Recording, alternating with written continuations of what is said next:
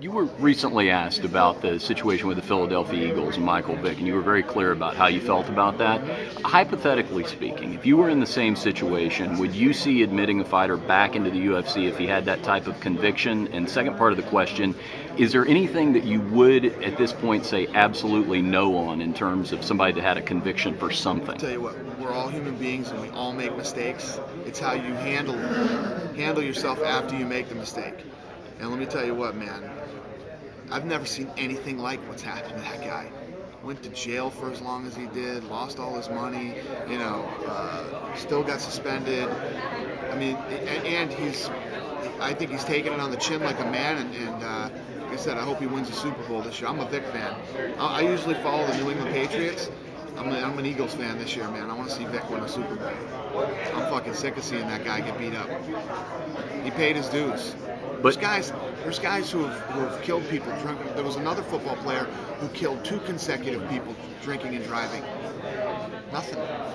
Apparently you can kill people in this country and not dogs. But to be in that same situation with the UFC, let's just say if there was somebody that had some type of issue. There's been situations where, listen, there's situations where guys will get busted for steroids.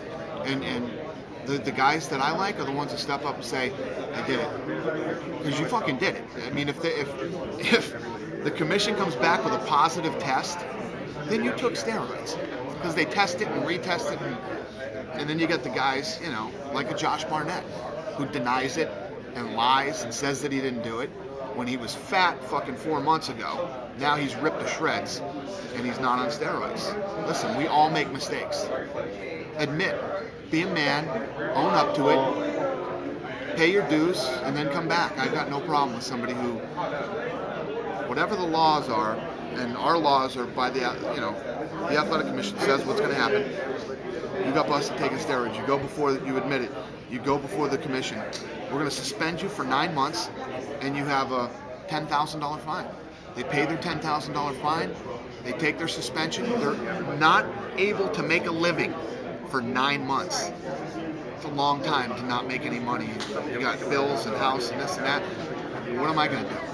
Now they're going to come back to me and I'm going to kick them in the teeth too. And so if it were you, once somebody is served their time, it'd be a clean slate if they were a UFC fighter. One episode in Ultimate Fighter last night.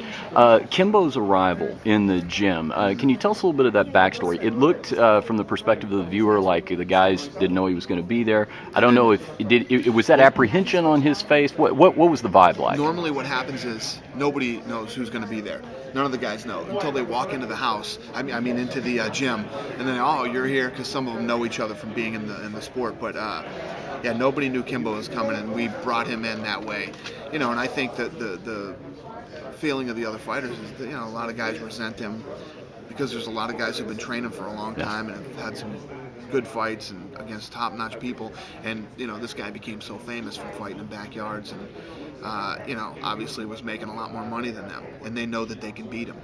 So, I think he had a target on him. Was there special circumstances in negotiating his way into the house? I mean, did he have a separate deal? Was it like negotiating with a pro fighter? No. He has the same deal as everybody else. The only deal he has that's better is if he wins the Ultimate Fighter. He has a much better deal. A bit like he gets a better contract. Yeah. Okay. He's got what we call the big boy contract. There's triggers in place if he wins, basically. If he wins the Ultimate Fighter, he has a much different contract than somebody else that would win it. Can you say what that would be? It's pretty fucking good. Multi-fight deal. Yeah. He'll be very happy if he wins the Ultimate Fighter. Did you speak to him at all right before he came in? I was curious as to his mood because when he walked in, I don't know if that was bravado or if he looked nervous. He was definitely giving off an aura of anticipation and certainty. I don't know. His attitude coming into the show is, I don't want to be friends with anybody. I'm not here to make friends. I have enough friends.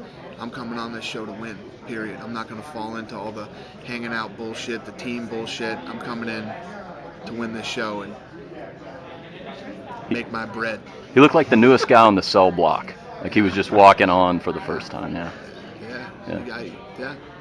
The thing is with Anderson Silva is he is so talented, he can do whatever the hell he wants in there. I can stay outside and make you not hit me, and I can kick your feet and make you fall to the ground. I mean, he can literally do whatever he wants to another human being. Or I can step in there and I can blast you out in 2 seconds.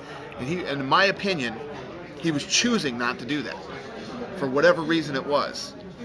And that was why I got how I got about it. Hey, Anderson's clearly responding to that now. What about some of the stuff in his last couple of fights, the showboating type of stuff? How much of that do you think is him, and how much of it do you think is pressure he feels to be more exciting in the cage? I personally think now that he's felt what it feels like to fight shitty fights, and he's felt what it feels like to fight good fights, and I think he likes fighting good fights better.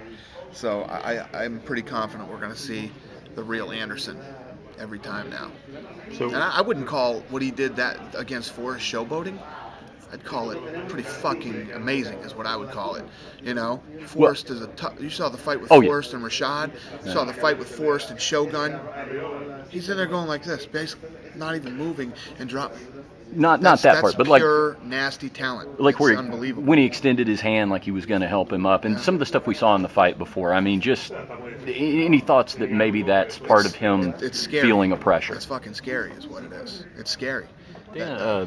UFC is now enjoying a relationship with Madison Avenue. I'm sure you're looking forward to expanding that. Right behind you, we've got the Bud Light logo, the Harley Davidson logo, and it's like I was asking you about, like with the Vick scenario, maybe problem athletes. There was an interesting deal with Brock Lesnar after UFC 100, the Bud Light incident.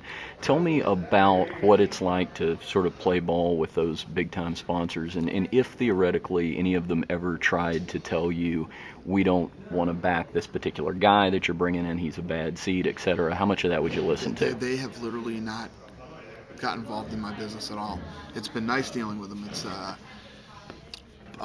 Bud Light, Harley, BSN, all of them. They've all been fantastic. And the great thing about having sponsors, we look for sponsors that are more strategic partners for us.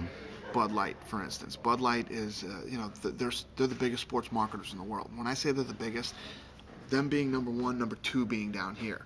So, it's not just about, we signed with Bud Light and we got a big paycheck, or it's not really about that when we line up with sponsors. We're looking for strategic partners. Our game plan is much bigger than let's make a shitload of money, and we're not short-term thinkers, we're long-term thinkers, and our goal is to turn this thing into a worldwide sport where everybody in every country is playing by the same rules. Could companies like that ever have a big enough buy-in that they could also have a voice you would feel obliged to listen to in terms of direction, fighters you were signing, that sort of thing? People have tried to buy the UFC, people have tried to buy into the UFC. There's been a lot of that. There's no way for somebody to come in and is that what you're talking about? Somebody to come in and buy it or buy into it? No. The idea of buying influence. If they're a major sponsor and saying, dude, nobody's telling me how to run this business. Period. That's where I'm going. No. One question about Anderson Silva. We were talking earlier about what's in the future for him. Obviously, there's money fights for him at light heavyweight, but he is the middleweight champion, it seems like, until further notice. Could you conceivably see a scenario where he would move up to light heavyweight full-time and actually vacate the middleweight title? Yeah, I could see that happening. Yeah. He's already proven that he can hang with the light heavyweights. Have you gotten any indication he would consider vacating? He's probably 2 fights away from literally emptying out the 185-pound division. But that's great. I think, in my opinion, that's what makes fighters great. When there's not another guy standing where people are going, what about him? He might win. Right. When they're all gone, then the guy moves up to the next weight class and does the same thing. I think that's what makes guys legendary. Fighters that people remember forever. Has there been any serious discussion with him about moving up permanently and vacating? It seems like vacating that title would be a very big deal. I wouldn't want to see him vacating the title until they're all gone. Okay. When everybody's gone. Because then what happens is, I'll give you an example. Let's say Vitor comes in, right? And Vitor has to fight Dan Henderson and Marquardt. Okay. Goes right in and knocks them both out in the first round. Anderson vacated the title. He's got the title. People be going, oh, but Vitor would have beat him. You know what I mean? You fucking annihilate everybody. You don't leave a guy standing in the division, and then you move.